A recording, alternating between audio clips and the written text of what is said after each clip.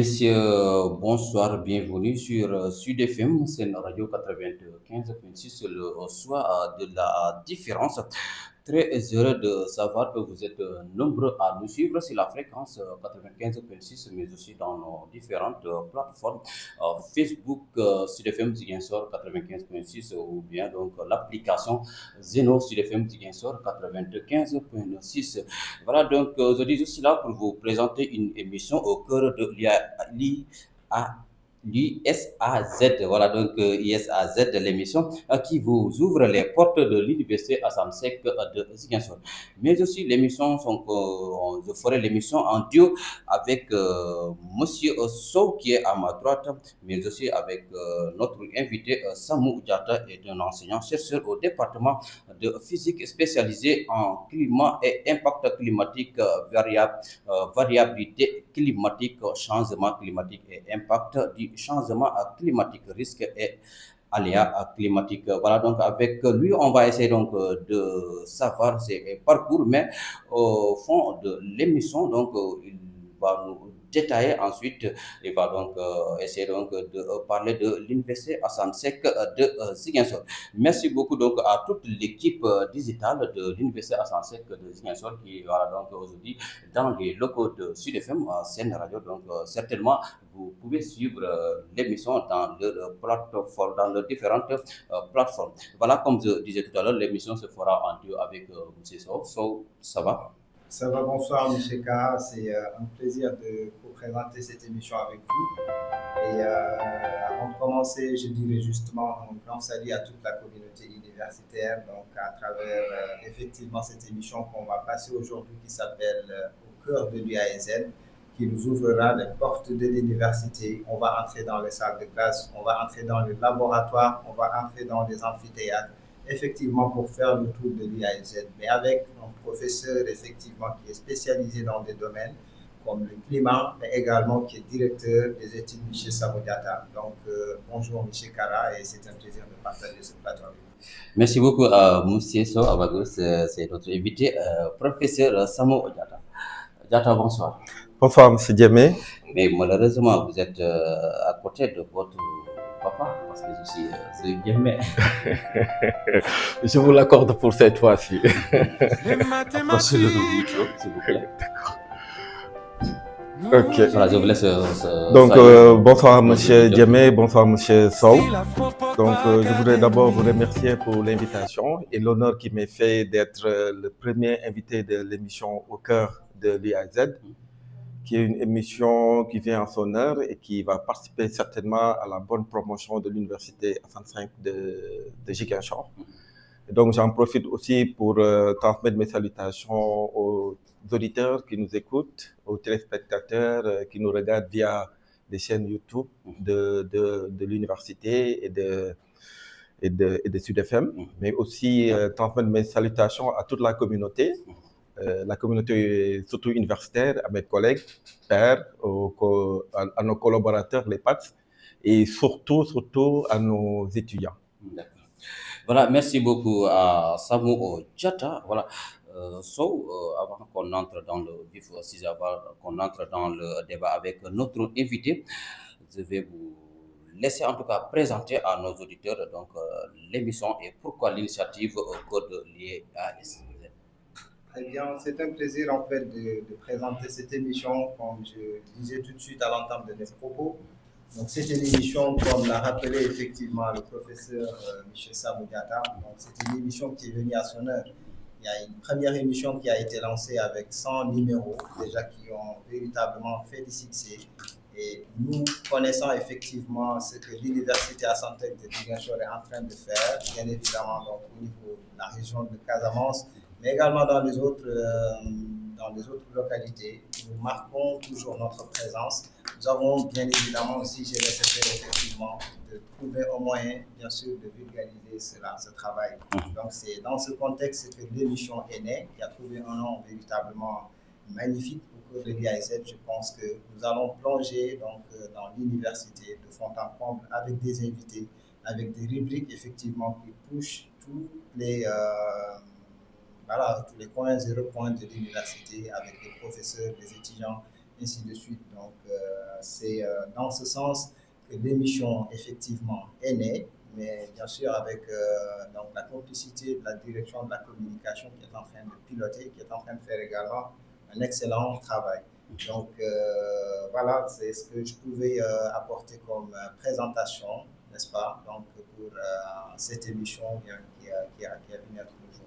D'accord, si je comprends très bien, donc c'est pour faire en tout cas comprendre ce qui se passe exactement au niveau donc de l'université. Donc pour indiquer certainement les nouveaux bacheliers ou bien donc les parents qui sont dans les maisons pour qu'ils comprennent en tout cas vraiment comment ça se passe au niveau donc de l'université.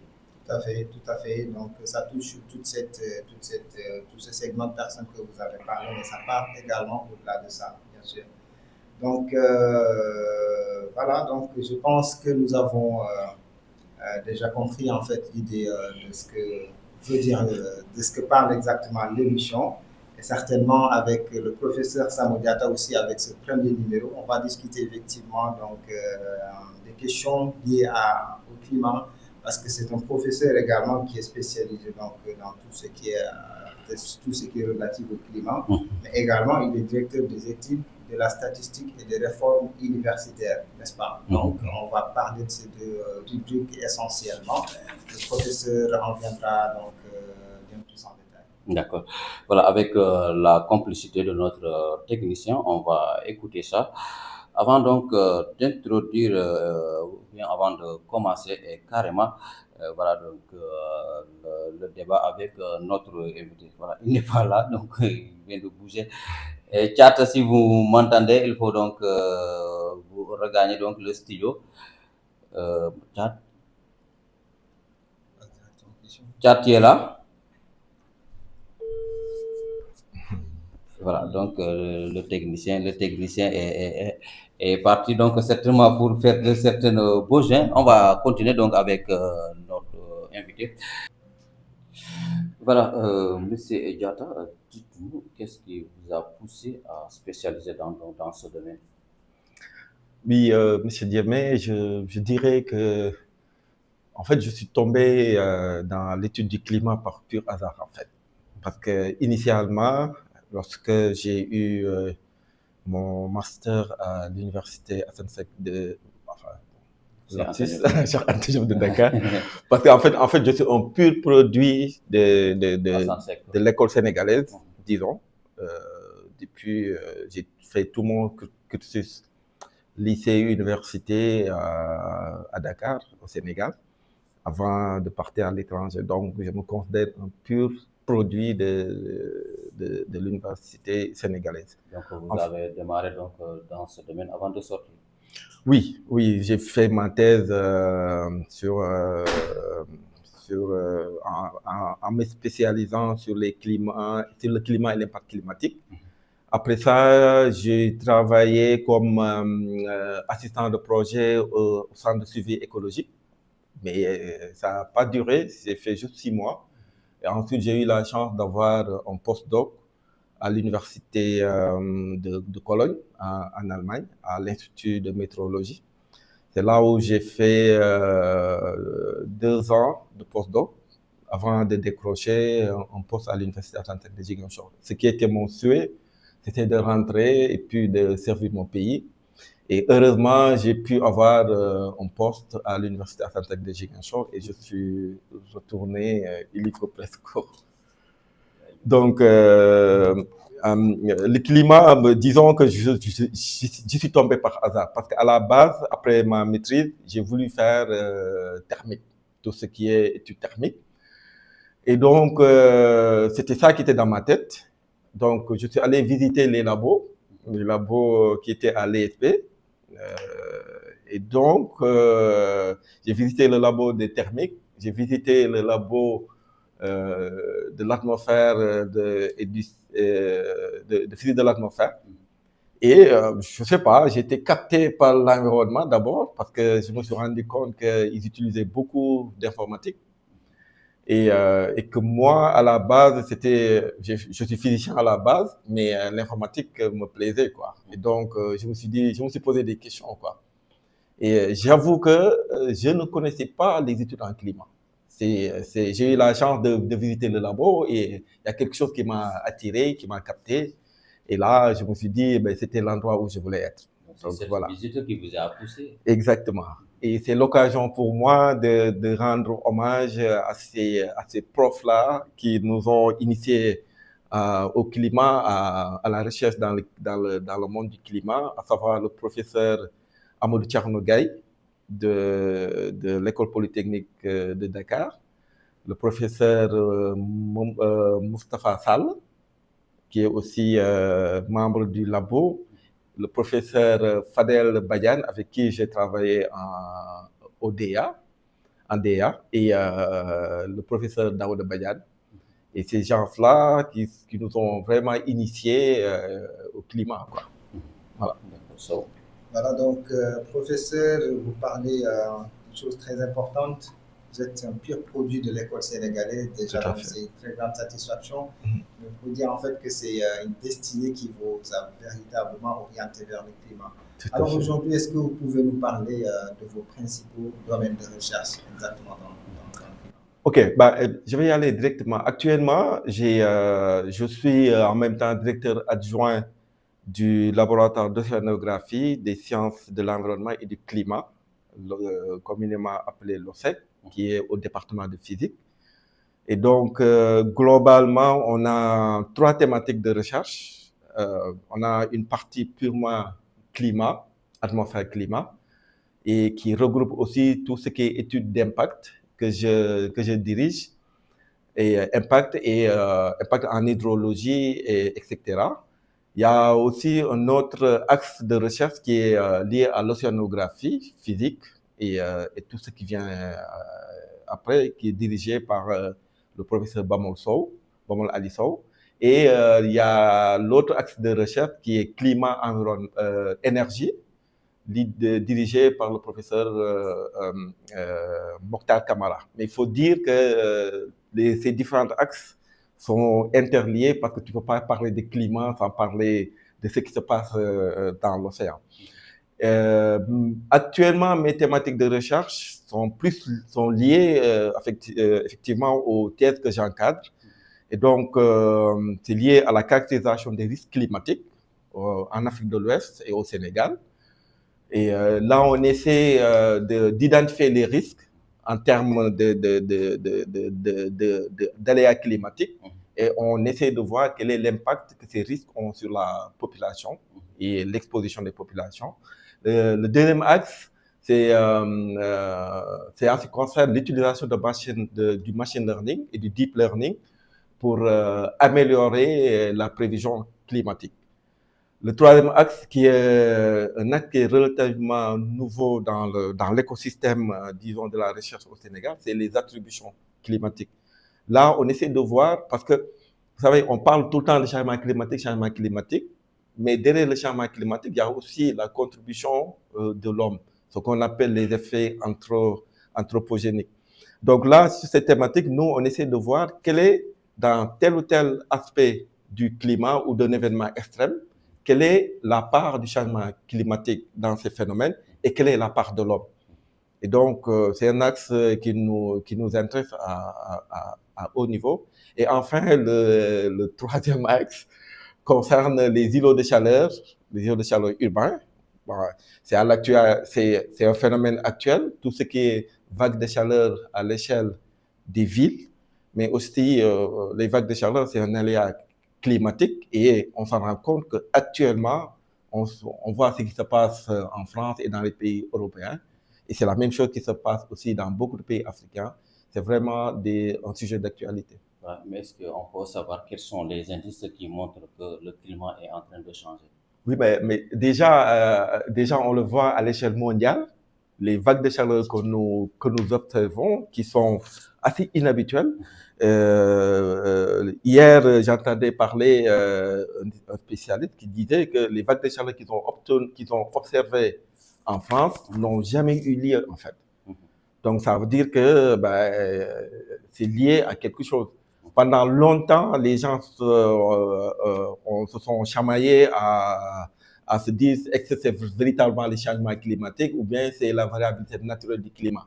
Mais entre-temps, il y a eu beaucoup de programmes qui nous ont permis d'avoir des données qu'on a collectées. Je prends l'exemple du programme AMA, qui a été financé une partie par les Français, une partie par les Américains, et qui a permis de collecter beaucoup de données qui ont montré qu'effectivement, des changements ont été observés et les vitesses des changements étaient beaucoup plus importantes que l'effet seulement naturel, les changements naturels du climat. D'accord. Très bien. Alors, particulièrement, nous sommes en Casamance. Je pense en fait que, voilà, donc par rapport aux études, à votre expérience, est-ce qu'aujourd'hui on peut dire en fait que la Casamance elle est vulnérable au changement climatique? Ben, évidemment, nous tous, on est, même si on n'est pas né en Casamance, on a vécu tant soit peu en Casamance et on sait depuis les années 50 jusqu'à vers les années 90, les pluies commençaient très tôt. Ce qu'on appelle nous le 11-7, les pluies commençaient au mois de mai. Mais depuis quelque temps, on se rend compte que il y a un décalage vraiment qu'on observe de manière perceptible, que les pluies maintenant commencent à mi-juin et des fois même au mois de juillet. Hormis ça aussi, on a constaté que le recul de la végétation, ça aussi c'est des indicateurs qui montrent qu'on est impacté par le changement climatique. Même les quantités de précipitations que la région recevait vers les années, je dirais même vers les années 90, ça a reculé. Tout ça là, c'est des indices qui montrent que je ne parle même pas de la chaleur que nous observons maintenant en Casamance, et des températures qui frôlent souvent les 35 à 40 degrés. Tous ces indices-là nous montrent qu'effectivement, on est impacté, on ressent les effets du changement climatique. Mais est-ce que dans vos recherches, vous êtes en train de chercher des solutions pour résoudre cette équation du changement climatique? Oui, bon, la question du changement climatique, c'est très complexe en fait. C'est à l'échelle mondiale en fait. Parce qu'on peut faire des actions à l'échelle locale pour s'adapter, pour la résilience, mais combattre le changement climatique en tant que tel, c'est une initiative qui doit être une initiative mondiale. Je rappelle que la COP qui s'est passée à Paris, il y avait eu comment on dit, enfin, il y avait des intentions de limiter le réchauffement global entre 1,5 et 2 degrés. Les États avaient donné leurs engagements pour limiter leurs émissions de gaz à effet de serre, de telle sorte que, à l'échelle mondiale, que le réchauffement soit limité au max à 2 degrés. Mais on se rend compte que les engagements que les pays industrialisés avaient faits n'ont pas été respectés. Ce qui est l'effet pervers du climat, c'est que les moins pollueurs payent plus que les véritables pollueurs. Parce que on peut pas être séparé du monde. Parce que le climat, c'est un système mondial. Tout est interconnecté. Ce qui se passe dans l'océan, ce qui se passe dans le continent, ce qui se passe dans les autres villes, tout est lié. Je rappelle que le sujet de mon postdoc, justement, que j'ai fait en Allemagne, c'était d'étudier comment les systèmes de téléconnexion impactent la variabilité des précipitations en Afrique de l'Ouest. Et on se rend compte que tout ce qui se passe dans le bassin atlantique, tout ce qui se passe dans le bassin méditerranéen, tout ce qui se passe dans le bassin pacifique impacte forcément notre climat en Afrique de l'Ouest. Donc, cela veut dire que on a un gros système où tout est lié et toute action qui se passe ailleurs peut avoir des impacts ici.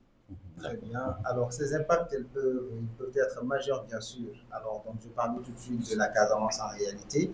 Nous savons très bien quand même que c'est une zone qui est fortement dans le domaine de l'agriculture. Est-ce que ces changements climatiques également ont un impact quand même négatif sur l'agriculture et d'une façon globale aussi sur la sécurité alimentaire? Oui, oui, tout à fait, parce que les rendements agricoles, parce qu'il faut dire que nous, on est dépendant de la pluie. Ouais. On est dépendant de la pluie. Donc, si on n'a pas une saison qui est normale ou qui est excédentaire, ça peut avoir des impacts sur la production agricole.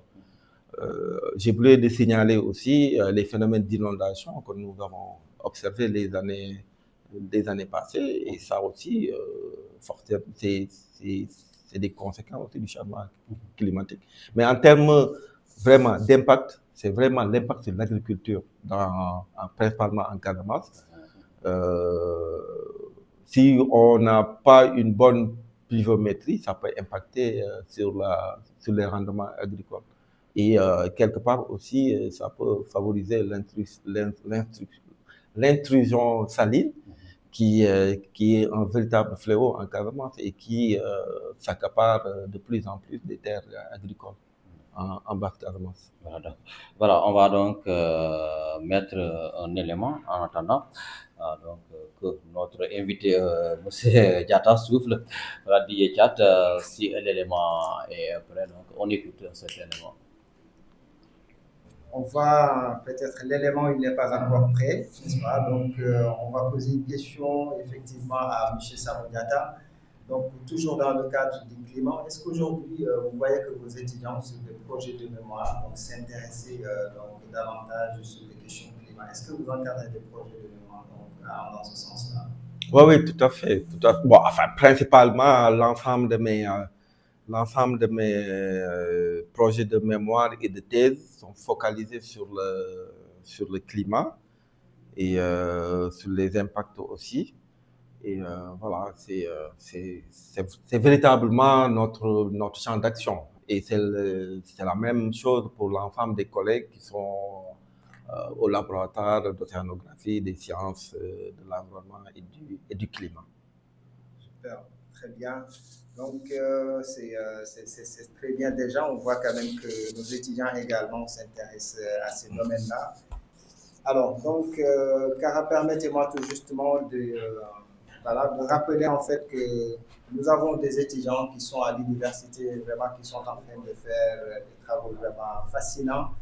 Et c'est dans ce sens même que je vais aborder l'élément qu'on est en train de préparer déjà. Donc, il s'agit effectivement de Dr Raïdati, qui a travaillé sur une thématique de thèse véritablement très importante, n'est-ce pas? Et qui, au final, donc on comprendra exactement combien de fois sa recherche est d'actualité. Donc, c'est une thématique qui parle effectivement des traumatismes crânio-encéphaliques, aspects épidémiologiques, cliniques, paracliniques, thérapeutiques et évolutifs à propos de 726 cas sur laquelle elle a travaillé pendant ses recherches. Donc, c'est vraiment des travaux de recherche également dans le domaine de la médecine aussi qui sont très poussés et qui sont aujourd'hui quand même des sujets d'actualité qui, à travers lesquels véritablement aussi des études, des recherches qui sont trouvées permettront effectivement à la communauté de prendre garde face à des phénomènes dans ce sens. Donc, on va aller sur l'élément directement et écouter et revenir.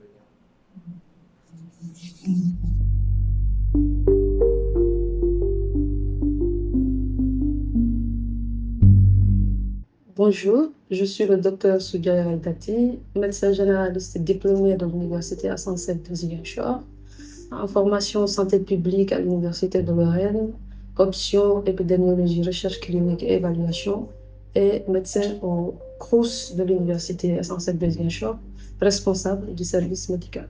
J'ai choisi de faire ma formation de médecine à l'Université Hassan II de Ziguinchor parce que étudier ici, c'est apprendre à soigner avec rigueur aux défis, en face des défis spécifiques de notre région. C'est aussi un choix de cœur et de proximité. La soutenance, c'est pour moi le couronnement de plusieurs années de sacrifice, mais au-delà du titre aussi de docteur, c'est la fierté d'apporter des données scientifiques solides aussi pour aider et sauver des vies à Ziguinchor.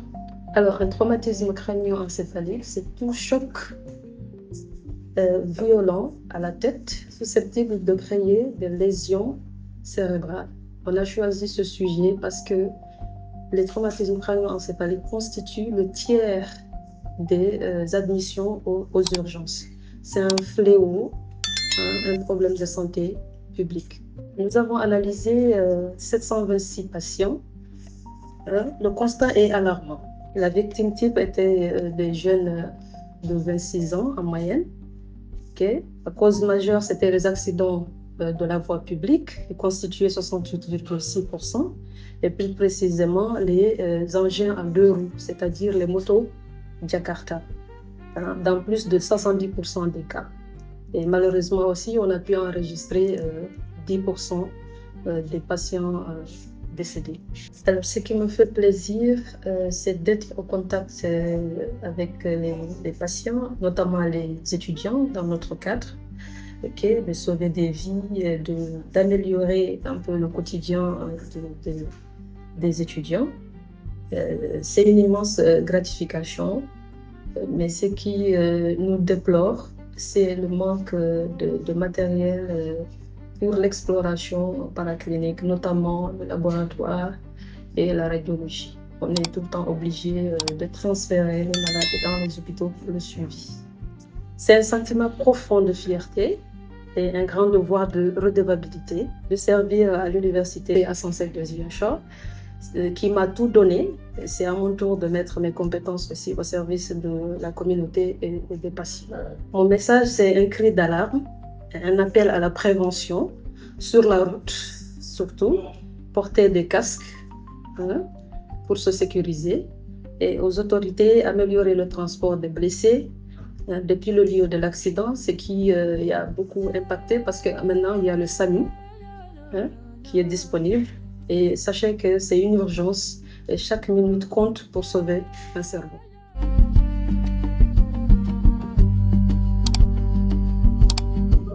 Voilà, merci beaucoup. So, vous pouvez revenir donc sur l'élément qu'on vient d'écouter.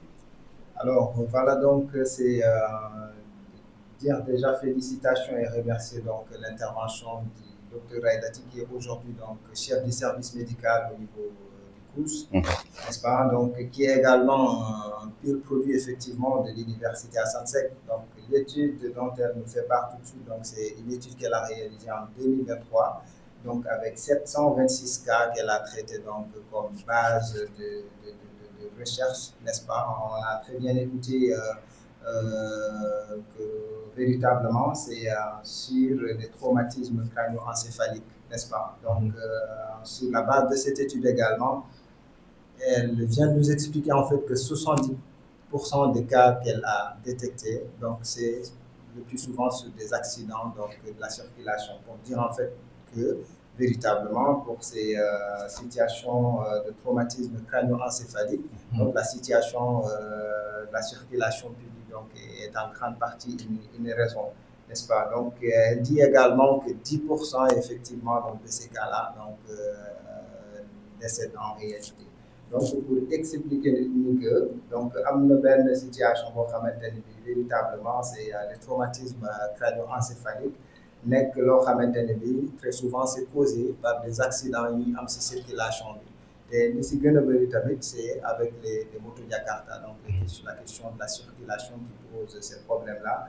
Moom au-delà effectivement si étude bi nga xamante ne bi moom def na ko, mais dafay ñaax nit ñi tamit ñu bàyyi xel baax a baax donc si circulation bi dawalkat yi, mais képp ki nga xamante ne tamit peut-être da ngay yëg si moto yooyu noonu wala yi ni mel, boo gisee boromam tamit muy def une certaine vitesse qui n'est pas aussi à la normale, nga alerter ko effectivement, loolu tamit lu ama am solo la. donc di ne rek def na benn étude boo xamante ni bi véritablement soxal na ñëpp te bàyyi si xel dafay baax lool parce que la situation des traumatismes crânio-encéphaliques donc mën na yóbbee nit si suba donc mu perdre conscience wala dem ba ay coma donc yi ni mel te loolu tamit baaxul si doomu aadama. Donc c'était ça certainement le professeur a écouté avec nous. Tout à fait. En réalité aussi donc une part d'analyse donc sur cet élément-là. Votre appréciation donc. Oui, je trouve que c'est une étude très importante, hein, parce que tout simplement, si l'autorité publique insiste à ce que les motos Jakarta, que le port du casque soit obligatoire, c'est pas fortuit. Et donc, je pense que cette étude-là est à son point nommé. Ça peut être une référence pour sensibiliser plus les conducteurs de moto Jakarta d'être conscients sur l'utilité du port du casque.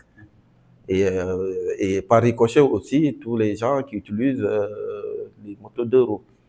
J'en profite de l'occasion pour féliciter l'auteur de l'étude, mais également féliciter le professeur Evelyne Diom, qui est la directrice de l'UFR Santé, avec toute son équipe qui se bat, malgré les maigres moyens, à rehausser l'UFR 2S qui nous satisfait très souvent avec des résultats assez satisfaisants.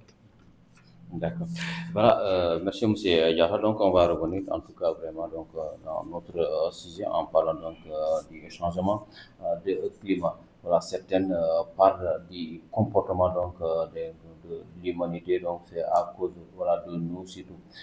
Quand je dis nous, donc je fais référence à l'homme. Donc, à cause de son comportement donc qui provoque parfois donc cet changement du climat.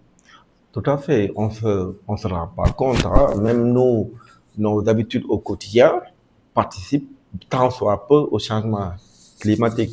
Le fait qu'on allume les lampes et qu'on les laisse comme ça, le fait qu'on allume la clim et on ouvre les portes, tout ça là participe à l'échelle familiale au changement climatique. Si on l'agrège au niveau aussi de l'industrie, de l'utilisation de l'énergie fossile au niveau supérieur dans les industries, tous ces facteurs-là participent au réchauffement du climat et par ricochet au changement climatique. D'où l'intérêt pour nous tous d'être conscients qu'on est tous des facteurs on fait tous des choses qui entraînent le changement du climat. Donc, on a véritablement besoin d'avoir ce recul-là, d'avoir cette éducation-là à lutter contre le changement du climat. Et c'est dommage, mais ça, on devrait même l'insérer dans les cursus au niveau de l'élémentaire, parce que ça commence par là. L'autre aspect, il y a aussi, on me posait la question tout à l'heure de comment le combattre. Si on commençait par rendre nos villes beaucoup plus smart, comme on dit, beaucoup plus vertes, si on commençait à chacun dans son quartier à planter, tout ça là, ça peut pas lutter de manière radicale, mais ça peut atténuer véritablement l'effet du changement du climat. Si, par exemple, dans la ville de Ziguinchor, on se dit que chaque maison plante 2 ou 3 arbres devant chez lui, à la longue, on va revenir à un reverdissement de la ville de Ziguinchor. On constate actuellement la ville de Ziguinchor, les gens abattent les arbres sans les remplacer. Donc, même le visage même de Ziguinchor est en train de changer. Ziguinchor était connu à une ville où il y avait beaucoup d'arbres et tout, mais on se rend compte qu'avec l'urbanisation, on constate de plus en plus ce recul de la verdure. Très bien, professeur. Donc, c'est tout à fait exact. Alors maintenant, moi, ce que je vais demander tout de suite, c'est vous, en tant que spécialiste du domaine, est-ce qu'aujourd'hui, en réalité, on peut dire que vos contributions en termes de recherche sont prises en compte donc, dans la prise de décision par rapport au changement climatique? Nous, véritablement, on nous reproche souvent que nos résultats de recherche s'arrêtent au labo. Mais ça nous arrive aussi de participer à des projets de développement. Et le dernier projet qu'on a participé, c'était un projet financé par les Canadiens et il s'appelait Femmes, Agriculture, Résilience. Et nous, notre contribution, c'était d'évaluer,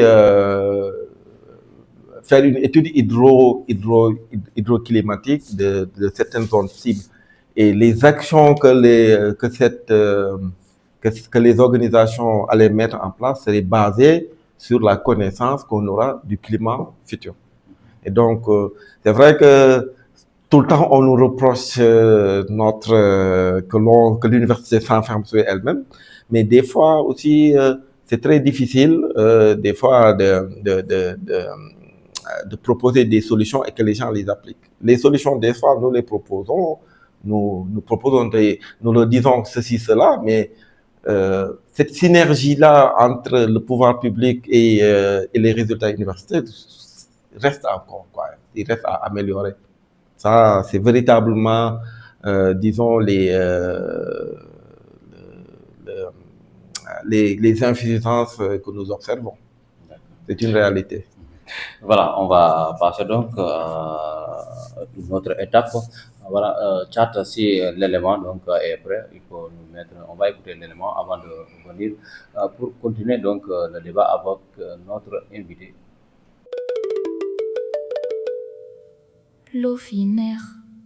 Lofinerhol, nyoni nenla.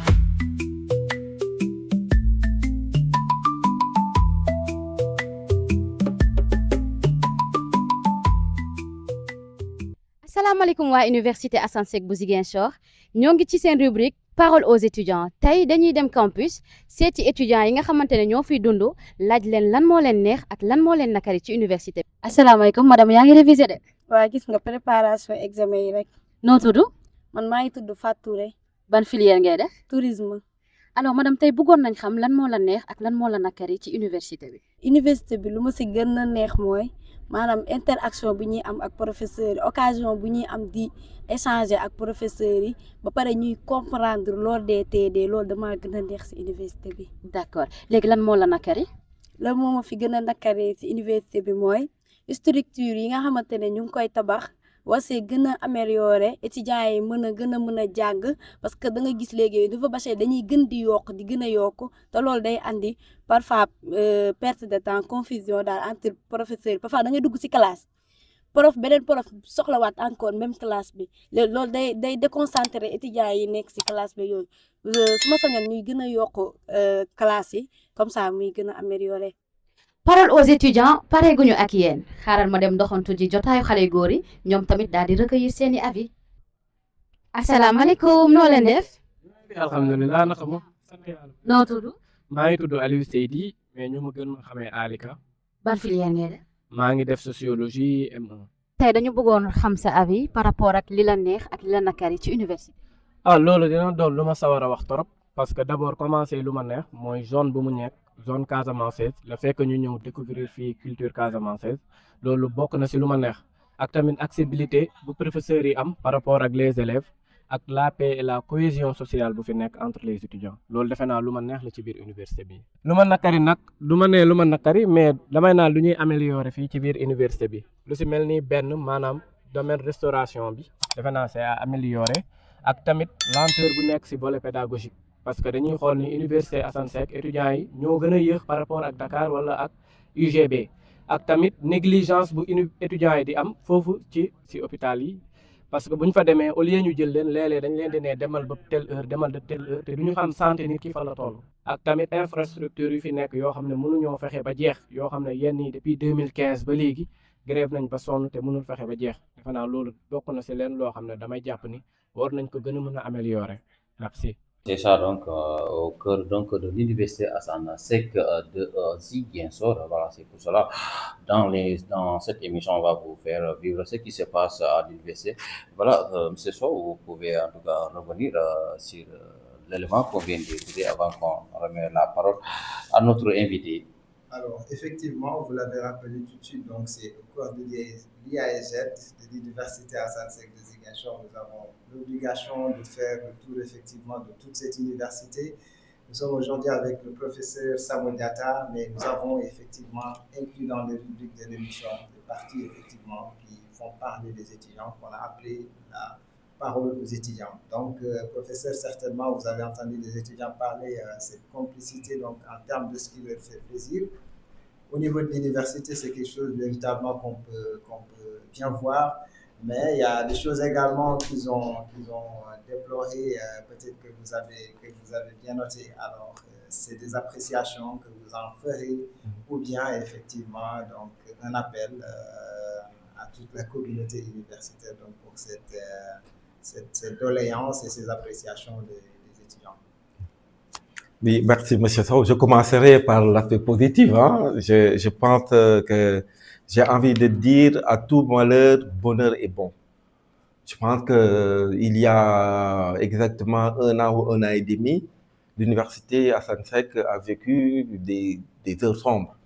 Et aujourd'hui, grâce à disons, à la fermeté, je ne le dis pas de manière dure, mais grâce à la fermeté du recteur, mais aussi grâce à la complicité de tous les acteurs, on est tombé dans une université où la paix et la cohésion sociale est à envier. Actuellement, je vous dis que si on compare, disons, l'ambiance sociale de l'université Hassan Sek par rapport aux autres universités, on est de loin devant.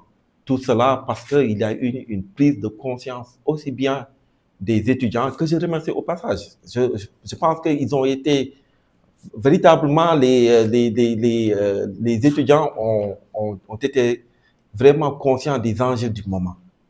Malgré, même si je compare la crise qu'on a eue, je dirais pas petite, la crise qu'on a eue concernant les masters, ça n'a pas trop impacté l'université Hassan Sek de Ziguinchor parce qu'il y a eu un éveil de conscience de la part de ces étudiants.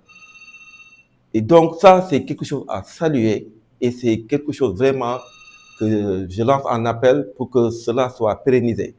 Bientôt, on va aller vers les élections des délégués, d'étudiants. Je les appelle vraiment à élire des délégués responsables et qui sont conscients des enjeux. J'ai envie de dire, depuis 1960 jusqu'à présent, c'est les mêmes modes de lutte, c'est les grèves, à plus finir des fronts, et ça ne rapporte rien. Je pense que quelque chose que tu as fait depuis 40 ans, machin, à un moment, il faut innover, il faut changer. Ce concept de front, de casse, ça n'a plus sa raison d'être actuellement. Et je pense que le fait qu'on ait resté 1 année, 2 ans sans avoir de mouvement d'étudiants, ça a permis à toute la communauté d'être conscient des enjeux. Avec tout le retard qu'on a eu, on est en train de récupérer tout le retard qu'on a eu. Normalement, l'année prochaine, Inch'Allah, en tout cas pour les licences, on risque de tomber sur nos pieds et avoir une année normale. Et voilà, c'est ce que je voulais dire. Sur l'aspect des problèmes, les problèmes, il en aura toujours. Et je pense que les autorités font tout pour que ces problèmes soient résolus. C'est un problème réel. Moi, lorsque je descends vers 19h, 20h, en rentrant, je vois de longs fils d'étudiants pour se restaurer. C'est un problème. Ça aussi, on va continuer à lancer des appels pour que ces problèmes-là soient pris en charge. C'est pas facile. On sait que les budgets du CROUS de l'université ne sont pas suffisants, mais bon, on continue à plaider pour que ces budgets-là soient améliorés et que les étudiants soient dans les conditions les meilleures. En tout cas, le recteur, et je suis convaincu que le directeur du CROUS, son souhait, c'est que les étudiants soient dans des conditions optimales. c'est-à-dire qu'ils puissent véritablement bien manger, bien dormir, être dans des conditions pour véritablement étudier.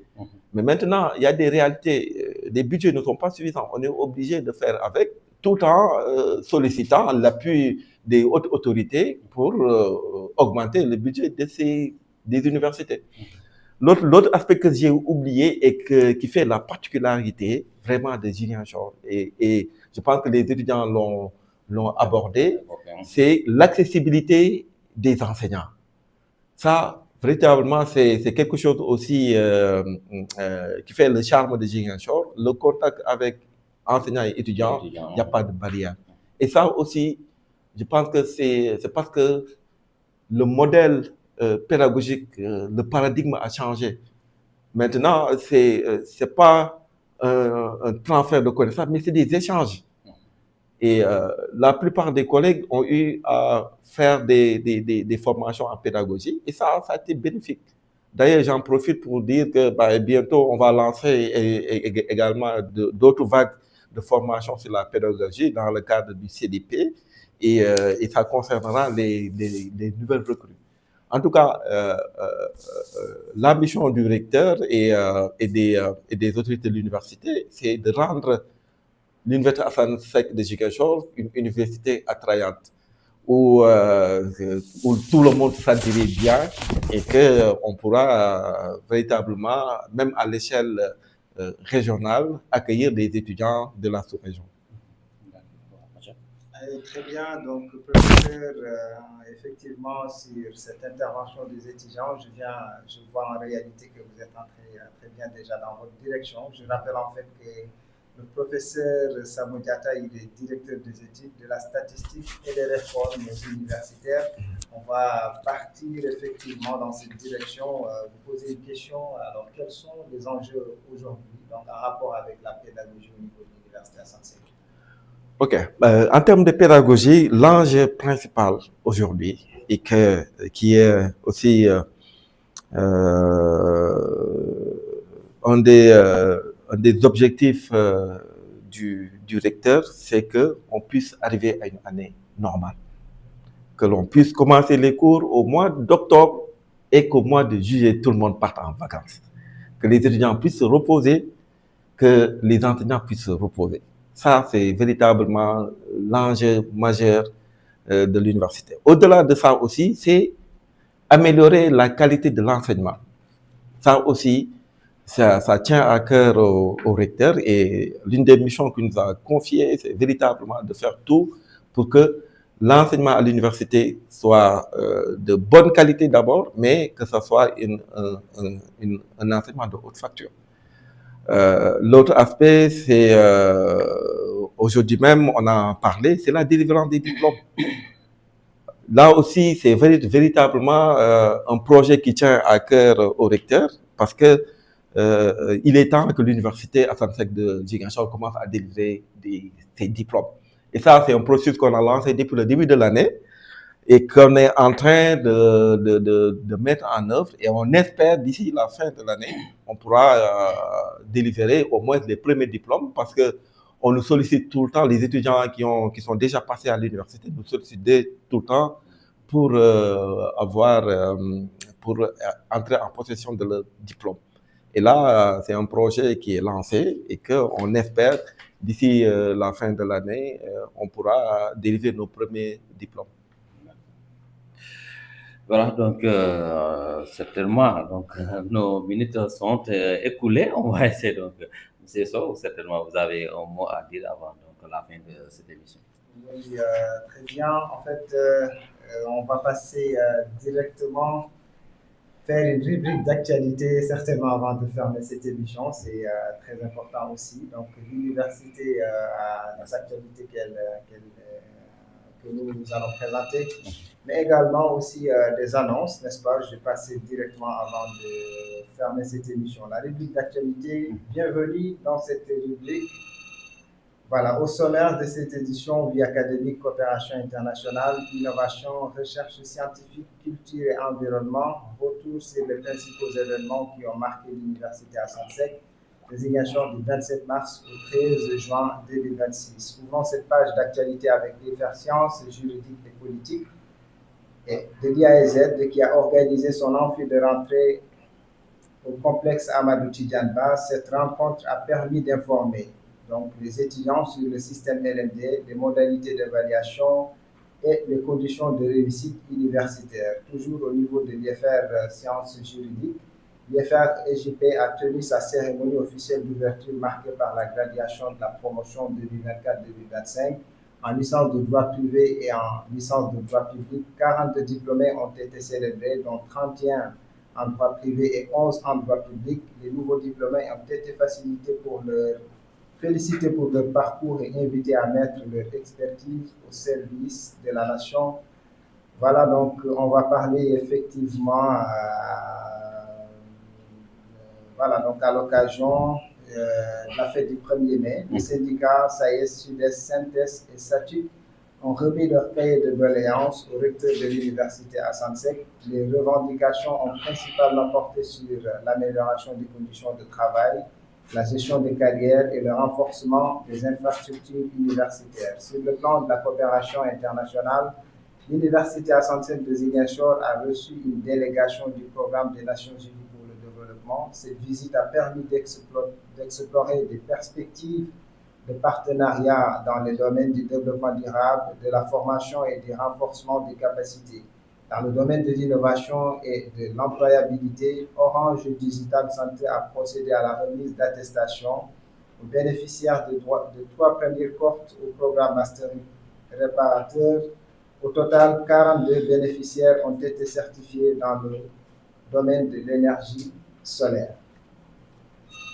Toujours dans la page d'actualité, restons dans le domaine de la formation avec l'IFR Sciences de la Santé qui a enregistré la soutenance de thèse de médecine de Mamadou Daoudia. À l'issue de ses travaux de recherche, le candidat a été admis au grade de docteur en médecine. Donc, on va s'en arrêter là pour la page d'actualité. On va continuer tout simplement avec les annonces. Donc, très rapidement, c'est tout simplement 3 annonces. Ce que nous avons ici, donc dans le cadre de la mission de service à la communauté, l'Université Assane Seck effectuera une tournée d'information auprès des collectivités territoriales du département de Ziguinchor du 22 au 29 juin 2026.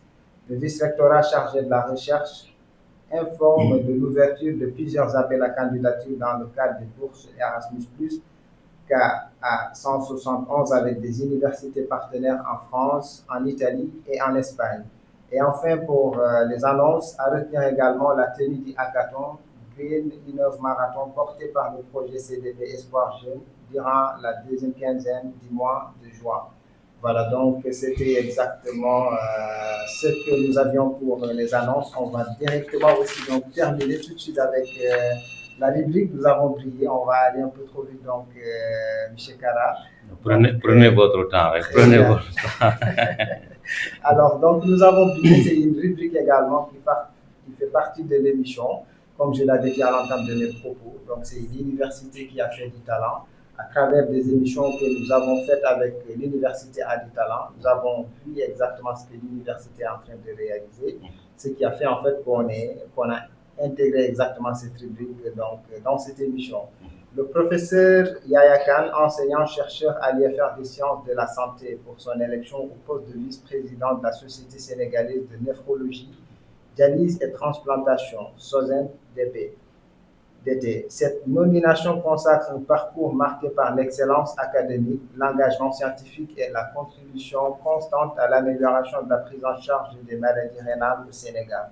À travers cette responsabilité au sein de la principale société savante du pays dans ce domaine, le professeur Yaya Khan participera activement à la promotion de la recherche, de la formation médicale et du développement de la néphrologie sénégalaise. Cette reconnaissance est aussi une preuve que les enseignants-chercheurs de l'Université Assane Seck, comme je le disais tout à l'heure, donc sont véritablement brillants. Je vais parler à présent donc des lauréats.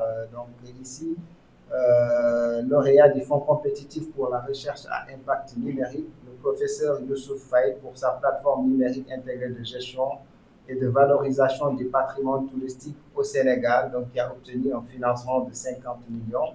Le lauréat également du Fonds compétitif pour la recherche à impact agriculture en catégorie A, solution pays, le professeur Djouma Kobor, système agro-énergétique intégré, Kirvini, pour un financement de 150 millions francs CFA. En catégorie C, le professeur Jean-Alain Boudjabi, mobilisation des savoirs locaux pour la gestion durable de l'environnement, agroécologie, exploitation forestière et valorisation des terroirs.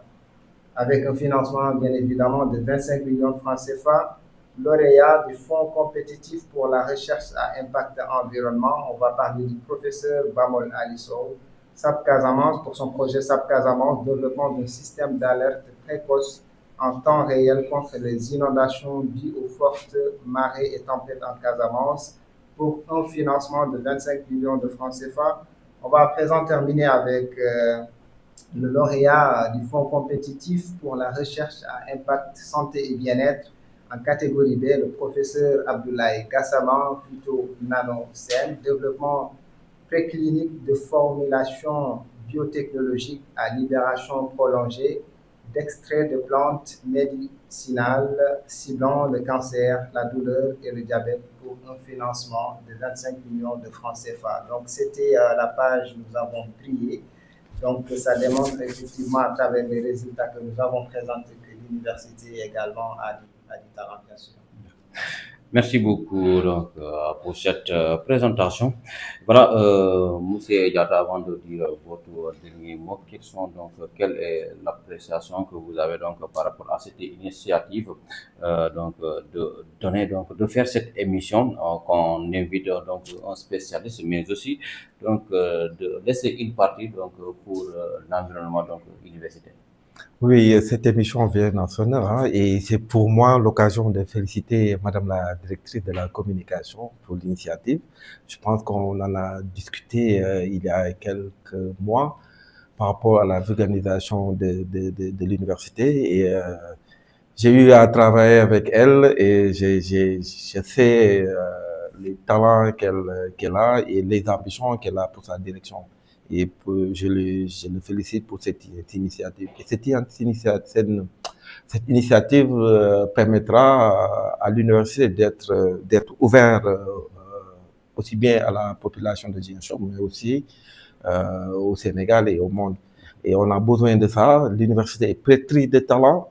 On fait des choses extraordinaires, mais qui n'est pas connu malheureusement. Et donc, je pense qu'à travers cette émission-là, on pourra véritablement faire connaître ce qui se fait à l'université et quels sont les talents qui sont à l'université. Donc, félicitations pour l'initiative, mais aussi félicitations à toutes les personnes impliquées à cette émission. D'accord. Votre dernier mot de la fin de l'émission? Mon dernier mot, c'est de remercier que l'honneur qui m'a été fait d'être le premier invité de l'émission. Et certainement, vous serez là donc pour une autre émission. On va parler du climat. Quand on parle du climat, c'est très important. J'espère bien. Je pense que même nos auditeurs ont envie donc de participer. C'est pour cela que le téléphone est en train de résonner. Parce que quand on parle donc du changement climatique, les gens auront donc envie de participer ou de poser des questions, surtout les spécialistes comme vous. Certainement, vous serez là donc pour une autre émission. Tout à fait. Je pense qu'on aura l'occasion d'en parler parce qu'il y a énormément de choses qu'on pourra dire sur le climat et spécialement sur ce qui se passe dans notre ville et dans notre région. Et je serai vraiment ouvert à toute invitation pour parler de ça. Donc, je disais que remercier Madame la directrice de la communication, remercier Monsieur Sow et vous-même, et remercier aussi les autorités de l'université, les étudiants pour leur engagement pour une université paisible. Ça, je ne cesserai de le dire partout où je serai. Hein. On a des étudiants qui comprennent les enjeux actuellement. Et donc, je les exhorte à continuer dans ce sens-là parce que si l'université marche ça marchera pour eux en premier et ensuite pour nous. Et si l'université est en déclin, c'est les premiers à en pâtir.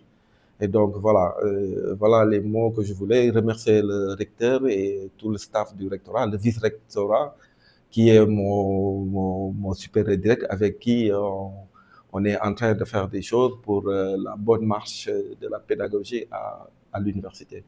Remercier également les directions les directeurs qui sont au vice-rectorat EVI, avec qui aussi on partage le vice-rectorat études vie de l'université, et que nos ambitions, c'est véritablement faire de l'université Assane Seck de Ziguinchor un modèle attrayant et qui va être le premier choix de l'ensemble de la plupart des nouveaux bacheliers.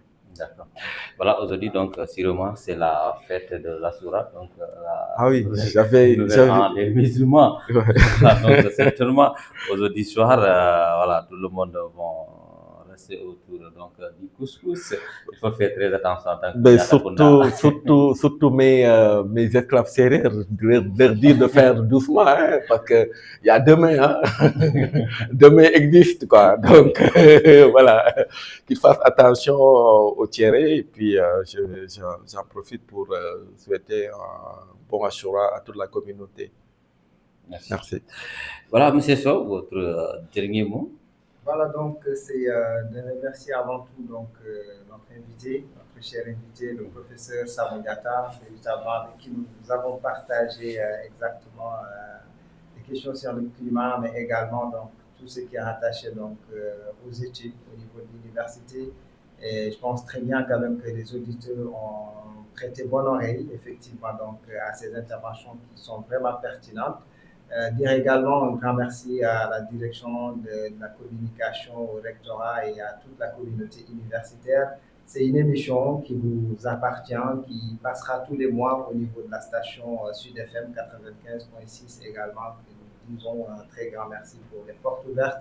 Donc par là, je dis merci à tout le monde et à la prochaine fois. Mais il faut remercier votre équipe technique. Tout à fait, exactement, l'équipe technique. Voilà, ils sont derrière les caméras. Voilà, donc.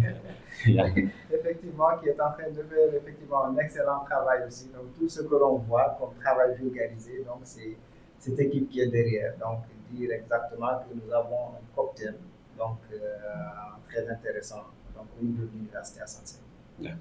Merci beaucoup à M. Sow, à qui donc j'ai fait le duo pour passer donc cette émission. Merci à notre invité, M. Diatta, et merci beaucoup à toute l'équipe qui a coordonné donc cette émission, mais aussi merci beaucoup à DJ Chat qui est dans la vitrine. Voilà donc, mesdames et messieurs, quant à moi, je vous donne rendez-vous donc la prochaine fois, Inch'Allah.